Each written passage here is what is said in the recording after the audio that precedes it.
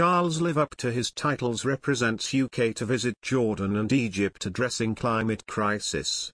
There will be a strong focus on addressing the climate crisis just days after the conclusion of the COP26 conference in Glasgow.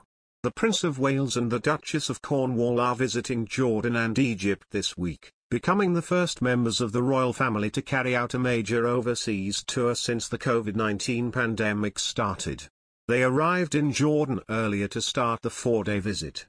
As with all royal tours, they've been asked to visit both countries by the government and will use the trip to highlight the important bonds between the UK and both Jordan and Egypt. We're told there will also be a strong focus on addressing the climate crisis just days after the conclusion of the COP26 conference in Glasgow. In Jordan, Prince Charles and the Duchess of Cornwall will mark the country's centenary and 100 years of the UK-Jordan bilateral relationship.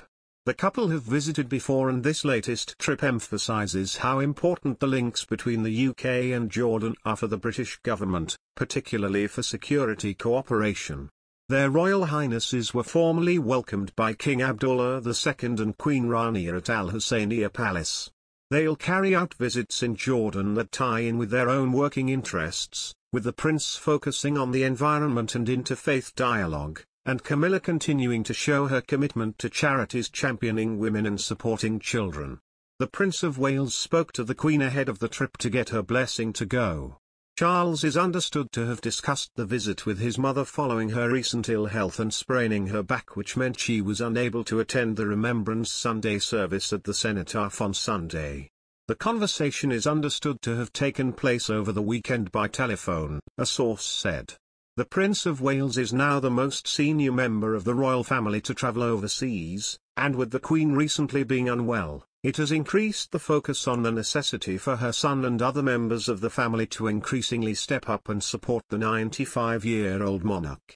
Charles and Camilla left the UK on Sunday, his 73rd birthday, and have enjoyed some private time in Jordan. Touring Elijah's Hill, the couple saw excavations around the narrow muddy river near the place where John the Baptist and Jesus met for the cleansing ritual, and they dipped their fingers in the water. Charles, 73, had arrived in Jordan with Camilla, 74, earlier on Tuesday for a 2-day visit that will take him to archaeological sites and include meetings with representatives of religious faiths and humanitarian organizations. Jordan's King Abdullah, who had welcomed the guests along with Queen Rania, spoke of the symbolic timing of the visit as his kingdom, whose history Britain helped to shape, marked its centenary, and he also praised Charles for his decades-long advocacy of environmental causes. Charles, eldest son of Queen Elizabeth and heir to the British throne, said he hoped for action after the UN climate conference, COP26, in Glasgow that has kept alive international hopes of averting the worst impacts of global warming. Now hopefully the talking has gone on for so long, it's time for action on the ground, which is the most important thing of all, said Charles. After Jordan, the British royals will visit Egypt, where they are due to meet President Abdel Fattah al-Sisi. They were greeted by a guard of honor on a red carpet at Queen Alia International Airport, with a fleet of limousines for the royal entourage waiting nearby. The Prince's Deputy Private Secretary, Chris Fitzgerald, emphasized that climate change would be one of the main themes of the visit, together with interfaith dialogue, female empowerment and efforts to preserve cultural heritage.